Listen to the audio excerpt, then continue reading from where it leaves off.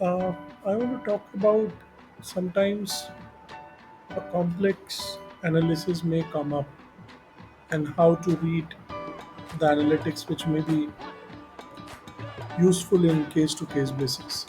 So, for example, while looking at this chart, purchase trend, I'm talking about basic black hanger, which I have filtered not basis on product name wise but basis on business unit.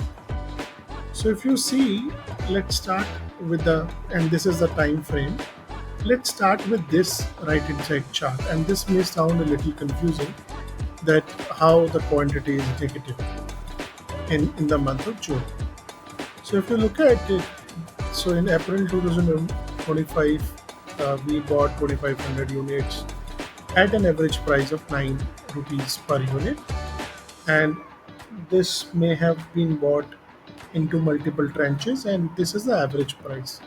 And same goes in May 2025. Now, in June 2025, this minus 2000 has to be written.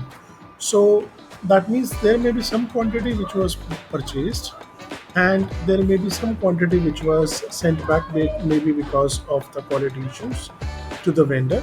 So in a net, 2000 quantity was returned, and this 9.78 again is basically the average of all those things.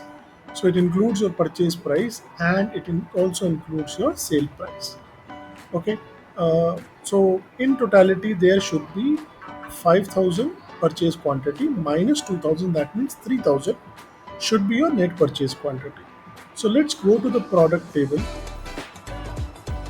and select, this is the price, this is the product, black, basic black hanger.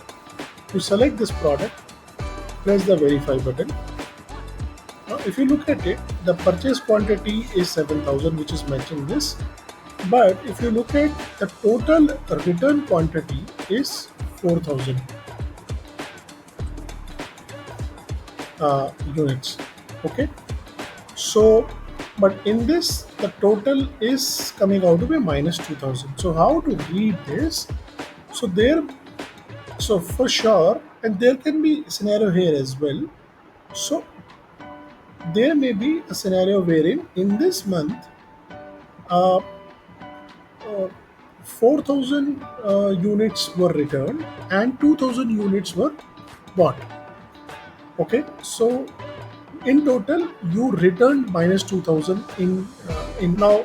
If we go to the store transactions and go to this purchase price trend for returns, I have already filtered for this product and this business unit, and this sum if adjusted quantity is 3000.